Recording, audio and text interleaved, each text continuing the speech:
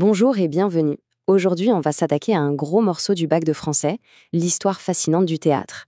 C'est parti pour un voyage dans le temps.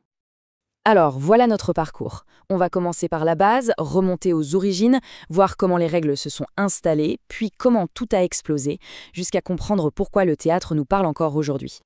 Allez, on plonge dedans. Avant même de parler d'histoire, posons-nous la question, le théâtre, au fond, qu'est-ce que c'est? En fait, tout est dans le mot. À l'origine, le théatron, c'est l'endroit d'où l'on voit. Le théâtre, c'est donc avant tout un art du regard, quelque chose qui est fait pour être vu, pour être vécu en direct. Ok, maintenant qu'on a ça en tête, remontons le temps. Voyons un peu comment ce spectacle est né, et comment, à un moment, on a décidé de l'enfermer dans des règles très très strictes. Alors, imaginez un peu la scène en Grèce antique des cérémonies religieuses en plein air avec des masques. Puis à Rome, des spectacles grandioses avec des effets spéciaux. Et hop, on fait un bond au Moyen-Âge, sur la place du village, avec des pièces jouées sur de simples tréteaux. Le théâtre a toujours été au cœur de la vie de la cité.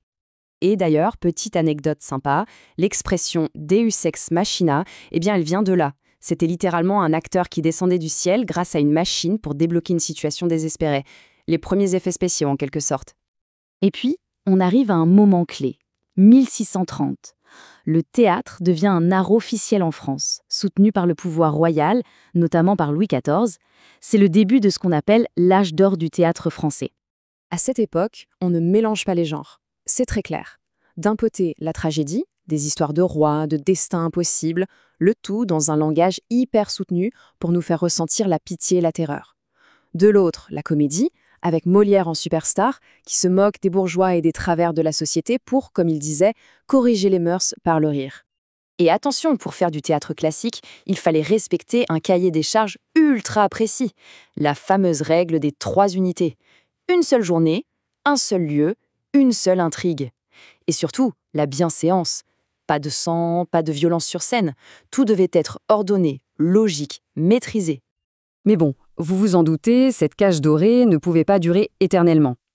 Les siècles suivants vont être marqués par une immense envie de liberté et de rébellion. Déjà, au XVIIIe siècle, le siècle des Lumières, le ton change. Avec Marivaux, on explore la psychologie amoureuse avec une finesse incroyable. Et avec Beaumarchais, on critique ouvertement les privilèges de la noblesse.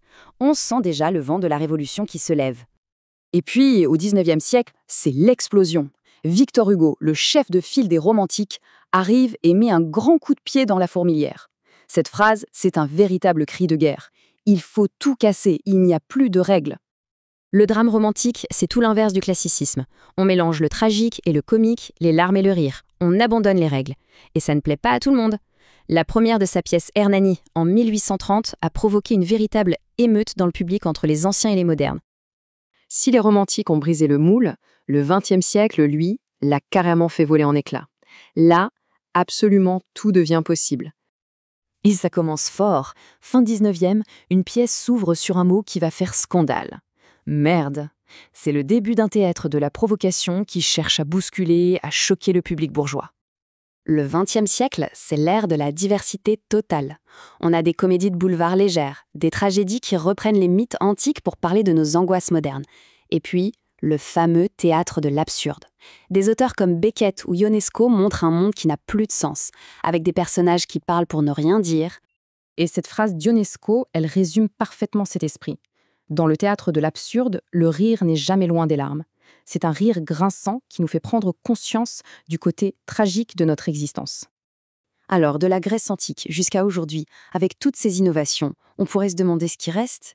Eh bien, il y a une chose qui n'a jamais changé. Le théâtre a toujours été un miroir tendu à la société pour qu'elle se regarde. Il a reflété les croyances, les peurs, les espoirs et les questions de chaque époque. Il nous parle des dieux, du pouvoir, de la justice et finalement du sens de la vie. Et c'est vraiment ça qu'il faut retenir.